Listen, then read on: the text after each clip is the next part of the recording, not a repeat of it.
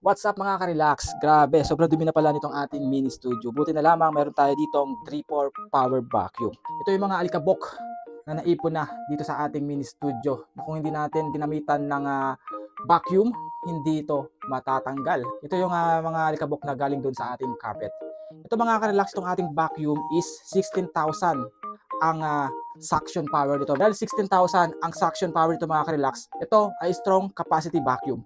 Ibig sabihin, kayang-kaya humigop ng mga alikabok o anumang dumi sa anumang bahagi ng iyong bahay. May dalawa itong option pagpipilian pagdating dito sa suction.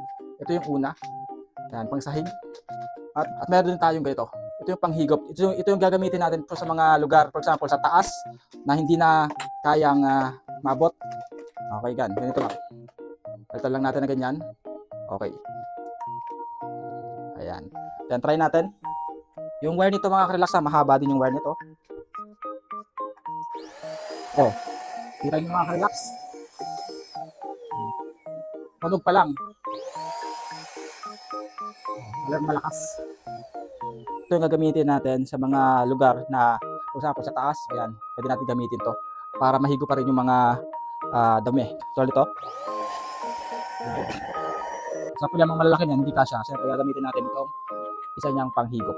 Yan. Again mga ka-relax, 16,000 ang suction power nito. Kaya naman legit na high power vacuum ito. Magas lang kayo, doon na kayo sa vacuum na sulit.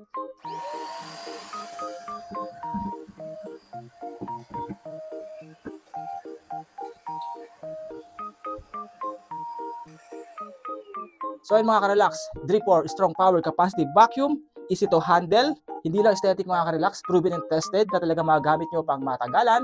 16,000 suction power ang capacity nito, kaya mga ka-relax, check out na sa ating Yellow Basket.